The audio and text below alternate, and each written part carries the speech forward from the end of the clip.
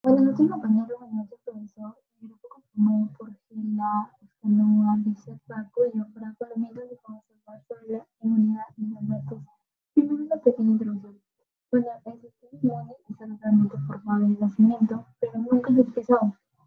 Por tanto, todas las respuestas inmunes adquiridas en el recién nacidos son primarias y de desarrollo lento. El desarrollo del sistema inmune. Bueno, el desarrollo del sistema inmune de los fetos involuntarios sigue un patrón constante. El último es el primer órgano linfoide que se desarrolla seguido de cerca por los órganos linfoides secundarios. Los linfocitos que aparecen pronto después del desarrollo del vaso y de los glóbulos linfáticos, pero los anticuerpos no se sintetizan hasta el final de la etapa fetal, si es que lo hacen. La capacidad del feto para responder a los antígenos se desarrolla muy rápidamente tras la formación de los órganos linfoides, pero no todos los antígenos son igualmente capaces de estimular tejidos linfoides fetales. El sistema inmune se desarrolla en una serie de etapas y en cada una se capacita al feto para responder a un antígeno. Estas etapas dependen del incremento gradual en el uso de la conversión genética o mutación somática para incrementar la velocidad de los anticuerpos. Esto puede ser debido a su falta de exposición a antígenos extraños. El sistema inmune es específico de los animales. Primero les voy a hablar sobre los potros. El periodo de gestación de la yegua es de unos 340 días. Los linfocitos aparecen en el timo después de 60 a 80 días y se localizan en los nódulos linfáticos mesentéricos y en la lámina propia intestinal en el día 90 y en el vaso en el día 175. Los linfocitos sanguíneos aparecen alrededor del día 120 y se ha demostrado que la enfermedad de injerto contra hospedador, una respuesta mediada por células, tiene lugar en potros transplantados con tejidos de un feto de 79 días. Los potros recién nacidos tienen cantidades detectables de hemoglobina M y de hemoglobina G, y ocasionalmente tienen de IgG3 pero la producción de IgE en los equinos no comienza hasta que los potros tienen alrededor de 9 a 11 meses de edad. Como otros herbívoros grandes, el potro posee placas de Peyer ciliares bien desarrolladas que funcionan como órganos linfoides primarios y con el tiempo tienden a involucionar. Bueno, el sistema inmune de los terneros se forma en las fases tempranas de desarrollo fetal, a pesar de que el periodo de gestación de la vaca dura unos 280 días. El último fetal es reconocible a los 40 días de gestación y la médula ósea y el vaso a los 50 días, los nódulos linfáticos a los 60 días y las placas de Peyer no se observan hasta el día 175. Los linfocitos se aprecian en la sangre periférica en los terneros fetales el día 45. Los linfocitos B y GM en el día 59 y los IgG en el día 135. El momento de aparición de los anticuerpos séricos depende de la sensibilidad de las técnicas empleadas. Por tanto, no es una coincidencia que las respuestas inmunes detectables precozmente identifiquen mediante pruebas neutralizantes féricas muy sensibles, sean las dirigidas frente a los virus. Se ha escrito que los terneros fetales pueden responder a los rotavirus en el día 73, los parvovirus en el día 93 y el virus para influenza en el día 120. La subpoblación de linfocitos T están presentes en los terneros a niveles comparables a los del adulto, pero los recuentos de linfocitos B aumentan significativamente durante los primeros 6 meses de vida. Cachorros de perro. El periodo de gestación de la perra se sabe que es 60 días y bueno, el tiempo se diferencia entre los días 23 y 83. Los linfocitos sanguíneos pueden responder a la fitohemoglobina en el día 45 de gestación y pueden detectarse los nódulos linfáticos en el día 45 y en el vaso 55. La capacidad para rechazar a estos injertos se desarrolla alrededor del día 45, a pesar de que en esta etapa el rechazo es lento y los cachorros fetales pueden volverse tolerantes por la inoculación intrauterina de un antígeno antes del día 42. La migración típica de los linfocitos T hacia los órganos linfoides secundarios para colonizarlos y el desarrollo de respuestas inmunes humorales, por lo tanto, son un fenómeno relativamente tardío en el perro comparado con las situaciones en otros animales domésticos. Desarrollo de la inmunidad innata. Bueno, el sistema inmune es completamente virgen, por así decirlo, en el momento del nacimiento. En consecuencia, es muy lento responder a los agentes invasores. Por lo tanto, estas respuestas inmunes innatas son críticas para la supervivencia durante las primeras semanas de vida. Los recién nacidos, y bueno, que diga, los recién nacidos producen una variedad de moléculas antimicrobianas, incluyendo componentes de, de baja concentración. En el cerdo fetal, los neutófilos son totalmente capaces de fagocitar las bacterias, tales como el Staphylococcus aureus en el día 90 de gestación, aunque su actividad bactericida es deficiente y solo alcanza niveles de adulto a 10 días más tardar. Cerca, cerca del nacimiento, la capacidad de fagocitar y bactericida de los neutrófilos disminuye como resultado del incremento de los niveles de esteroides. Tras el nacimiento, los macrófagos muestran respuestas inmunológicas deprimidas y diferencia de los adultos. También son capaces de tolerar el crecimiento de algunos virus. El suero de los animales recién nacidos también carece de algunos componentes de complemento, lo que da como resultado una actividad obsonante, debido a que se refleja una mayor susceptibilidad a la infección y bueno, los metrópolos de los potros recién nacidos se desplazan relativamente lentos comparados con los de su madre. Pero la actividad fagocítica y bacteriana del potro fetal no requiere de las células de la yegua. Bueno, el cerdo recién nacido hay cambios interesantes en la distribución de los macrófagos y en los lechones recién nacidos hay muy pocos macrófagos pulmonares intravasculares, pero durante los primeros días desde el nacimiento de los manitos sanguíneos se adhieren al endotelio de los capilares pulmonares y se diferencian hacia los macrófagos. De esta forma, bueno, en el lechón recién nacido, el 95% de las partículas de la sangre se eliminan en el vaso. Para los 2 meses de edad, el 75% se elimina en los pulmones. Los macrófagos alveolares de los lechones recién nacidos tienen poca actividad fagocítica, pero a los 7 días de edad ya es plenamente efectiva. Respuesta inmune en los recién nacidos. Los desarrolladores de un ambiente estéril limitan a los mamíferos nacen en un ambiente rico en microorganismos, siendo capaces de desarrollar respuestas inmunes tanto innatas como no adquiridas en el momento del nacimiento. Sin embargo, cualquier respuesta inmune adquirida desarrollada en los nacidos debe ser primaria, con un periodo de vida prolongado y baja concentración de anticuerpos. Los animales recién nacidos también desarrollan respuestas inmunes del tipo Th2 más que Th1. Los linfocitos Th1 recién nacidos parecen ser más sensibles a la apoptosis inducida por la interleucina 4, IL-4 y IL-3.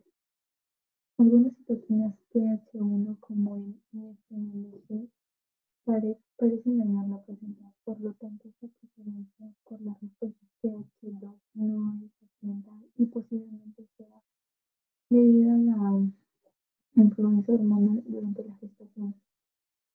Estas respuestas inmunes generalmente se reducen al equilibrio del patrón del embarazo durante los primeros meses de vida. Es un hecho constatado que los potros recién nacidos son altamente susceptibles a los microorganismos del tipo Rhodocus X. Bueno, las células mononucleares de los potros recién nacidos son incapaces de expresar el gen de y inflamación, pero la producción de esta citocina se incrementa progresivamente a lo largo de los primeros 6 meses, debido a que alcanzar los niveles de un adulto mayor. Aun así, los potros recién nacidos son capaces de desarrollar las respuestas Th1 y una característica que podría ser la causa de su susceptibilidad pueden ser los patógenos intracelulares. También está claro que no todos los potros recién nacidos son igualmente capaces de luchar frente a estas infecciones. El desarrollo adecuado del sistema inmune recién nacido depende en una gran medida de las condiciones de la microbiota intestinal. Los animales libres de gérmenes de algunas especies pueden ser incapaces de desarrollar tejidos linfoides asociados al intestino delgado. La microbiota comensal produce una mezcla de patrones moleculares asociados a los patógenos o polisacáridos, algunos de los cuales son captados por las células dendríticas del hospedador y presentados a los linfocitos TCD4, que son activados de forma policional. Además, se describe una diversidad de señales a través de los TLR. Todas estas señales promueven al desarrollo funcional complemento del sistema inmune. A no ser que no reciba ayuda inmunológica, algunos microorganismos que representan una débil amenaza para los adultos pueden ser letales para los recién nacidos. Esta ayuda inmunológica es aportada para los anticuerpos transferidos por la madre a su herencia a través del calostro. Los linfocitos maternos también pueden transferirse al feto a través de la placenta en algunos animales recién nacidos por el calostro. Transferencia de inmunidad de la madre a la descendencia. La vía por la que los anticuerpos maternos llegan al feto viene determinada por la estructura de la placenta, es decir, que los animales presentan distintos tipos de placenta. La placenta de perros y gatos es endotelio corial, en la que el epitelio coriónico está en contacto con el endotelio de los capilares maternos, y en esas especies, solo del 5 al 10% de las inmunoglobulinas G puede transferirse de la madre al cachorro, pero la mayor parte de las inmunoglobulinas debe adquirirse a través del calostro. La placenta de los rumiantes es sindesmocorial, en donde el epitelio coriónico está en contacto directo con los tejidos uterinos, mientras que la placenta de los caballos y cerdos es epitelio corial, donde el epitelio coriónico fetal está en contacto con el epitelio uterino intacto. En estos tipos de placenta no hay pasos de inmunoglobulinas, es decir que en los recién nacidos depende totalmente de los anticuerpos recibidos a través del calostro. La secreción y composición del calostro y de la leche. El calostro tiene las secreciones de la glándula mamaria acumuladas durante las últimas semanas de gestación, y esta puede contener tanto inmunoglobulina G, A, M, pero en poca cantidad contiene las inmunoglobulinas E. En la mayoría de los animales domésticos predomina la inmunoglobulina G, que puede representar desde un 65 hasta un 90% del total de contenido de los anticuerpos. Las otras inmunoglobulinas también se encuentran, pero en una menor cantidad. Existen diferencias entre las especies a medida que la lactación va progresando y el calostro se transforma en leche. Por ejemplo, en los cerdos y en los caballos predomina la inmunoglobulina G, pero a medida que transcurre la lactación, su concentración va disminuyendo. Como podemos observar acá, en los rumiantes, la inmunoglobulina G es la que predomina tanto en el calostro como en la leche. En el calostro, toda la inmunoglobulina G, M y A procede de la transferencia a partir de la sangre de la vaca, y en la leche solamente se presenta el 30% de la inmunoglobulina G, el 10% de la A, que tiene este mismo origen, y el resto se produce localmente por el tejido linfoide de la ubre. La absorción del calostro. Es importante durante las primeras 6 horas de vida. Por ejemplo, los terneros que maman de forma natural ingieren de 2 a 6 litros al día. Las inmunoglobulinas llegan intactas al intestino delgado y estos se unen a receptores Fc, los cuales son especializados en las células epiteliales del intestino de los recién nacidos, denominados FcRn. Una vez que se unen, las inmunoglobulinas ingresan por endocitosis a las células epiteliales intestinales. Luego de ser absorbidas, estas alcanzan la circulación sanguínea. Y así es como los animales reciben una transfusión masiva de inmunoglobulinas maternas. Esta absorción va a variar según la especie, ya que en los equinos y en los cerdos su absorción es selectiva. Es decir, que las inmunoglobulinas G y las M se absorben, mientras que las inmunoglobulinas A permanecen en el intestino. Por otro lado, en los bovinos su absorción no es selectiva.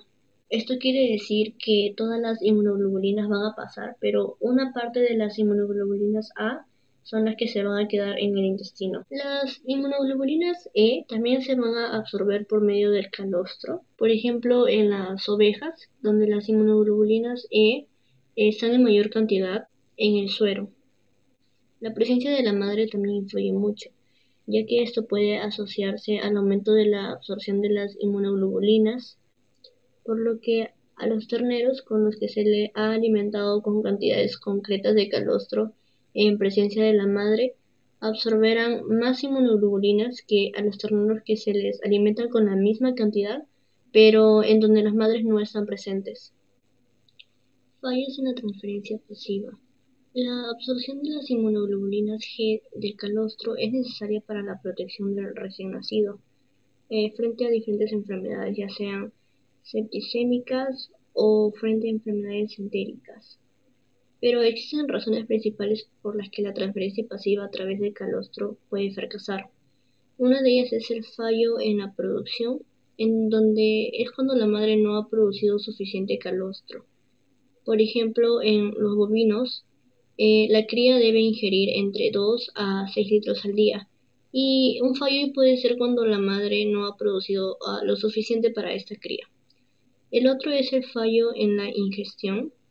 Esto se puede dar en los animales que tienen partos múltiples, es decir, cuando la cantidad de calostro producido no aumenta en proporción al número de recién nacidos. Por último, el fallo en la absorción. Los fallos en la absorción intestinal representan un problema importante en cualquier especie.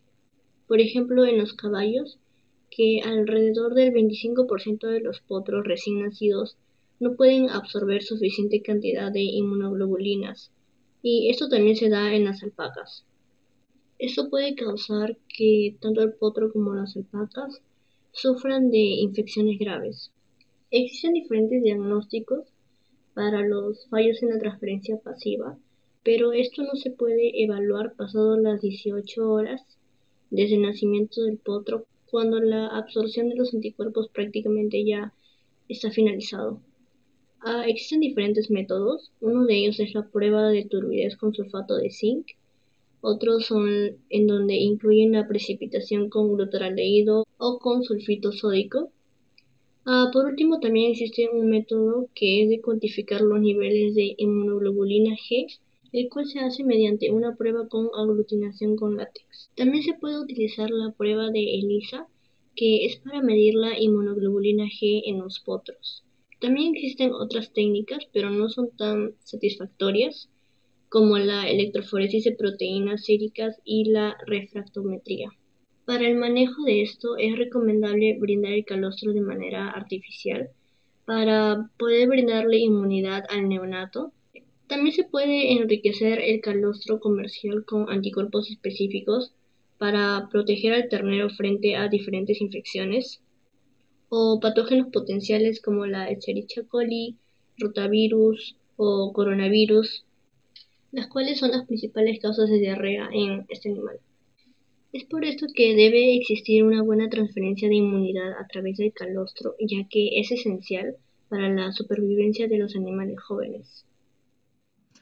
Con respecto a la inmunidad mediada por células de la leche, vamos a saber que anteriormente relacionado al calostro, ahí se van a encontrar lo que es la mayor proporción de linfocitos.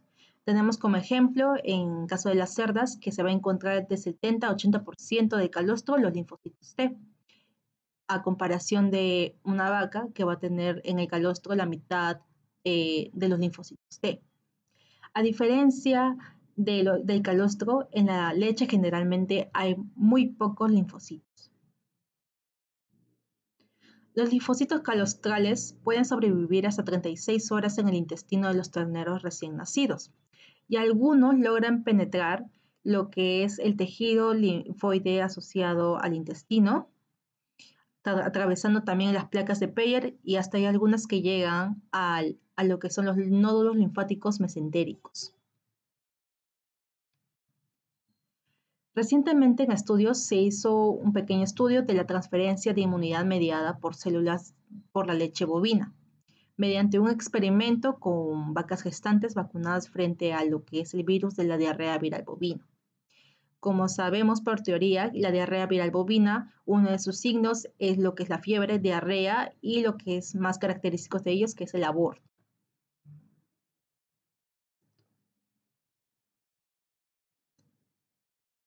En este estudio se separó dos grupos. En el primer grupo lo que hicieron fue que aplicaron linfocitos sanguíneos de los terneros que recibieron calostro libre de células de estas vacas y no respondieron a lo que es al antígeno de la diarrea viral bovina, a comparación de otro grupo que los linfocitos de los terneros que sí recibieron calostro con células vivas mostraron buenas respuestas frente al citado antígeno a las 24 o 48 horas tras la ingestión del calostro. Con respecto al desarrollo de la inmunidad adquirida en los animales recién nacidos, en la inmunidad local, como su mismo nombre dice, va a ser en específico solo en un lugar, a comparación de la inmunidad sistémica que va a ser general al cuerpo, una respuesta general al cuerpo. En la inmunidad local, los tejidos linfoides intestinales de los animales recién nacidos responden rápidamente a los antígenos ingeridos. Como por ejemplo tenemos acá a lo que es en caso de los terneros vacunados frente al coronavirus por vía oral, al nacer son resistentes al coronavirus virulentos de 3 a 9 días. Los lechones vacunados por vía oral 3 días después del nacimiento con vacunas de virus de gastroenteritis transmisible desarrollan anticuerpos neutralizantes en el intestino entre 5 a 14 días después. Gran parte de esta resistencia precoz atribuye a lo que es la producción innata de interferón alfa y beta. Pero también hay una respuesta intestinal temprana de inmunoglobulina M que cambia a la inmunoglobulina A en 2 semanas. Con respecto a la inmunidad sistémica, los anticuerpos adquiridos por un animal joven por la ingestión del calostro de su madre inhiben su capacidad para desarrollar sus propias defensas inmunes. Esto dando como resultado que los animales jóvenes son incapaces de responder a la inmunización activa mediante el uso de vacunas.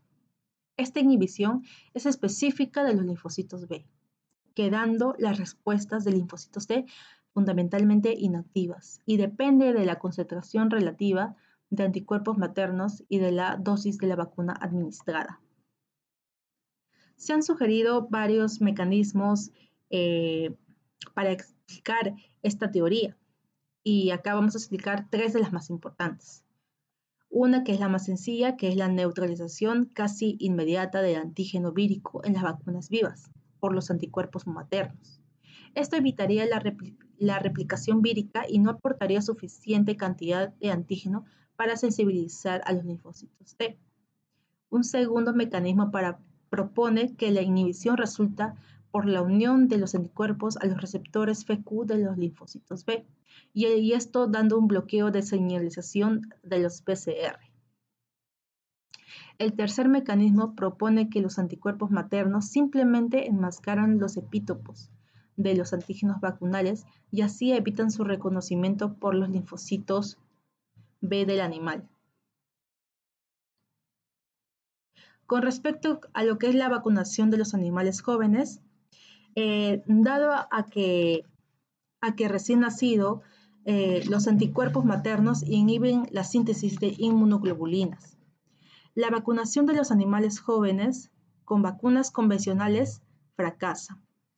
Esta inhibición puede persistir durante muchos meses, dependiendo su duración de la cantidad de anticuerpos transferidos y de la vida media de inmunoglobulinas implicadas.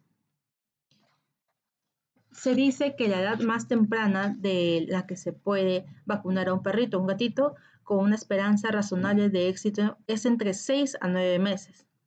Si el riesgo que el animal joven contraiga la infección es inusualmente elevado, puede ser apropiado para comenzar la vacunación un poco antes. En el caso de los cachorros huérfanos que no han recibido o ingerido calostro, pueden vacunarse a las 2 semanas de edad. Un protocolo adecuado para los gatitos sería vacunar frente a la rinotraqueitis vírica, a la calicivirus y panleucopenia entre los 6 a 9 meses, de 9 a 12 semanas o de 12 a 14 semanas. La vacuna frente a la leucemia felina puede administrarse 2 veces, de 9 a 12, de 12 a 14 semanas, mientras que la vacuna de la rabia se debe administrar a las 12 semanas de vida. Y eso es todo. Muchas gracias.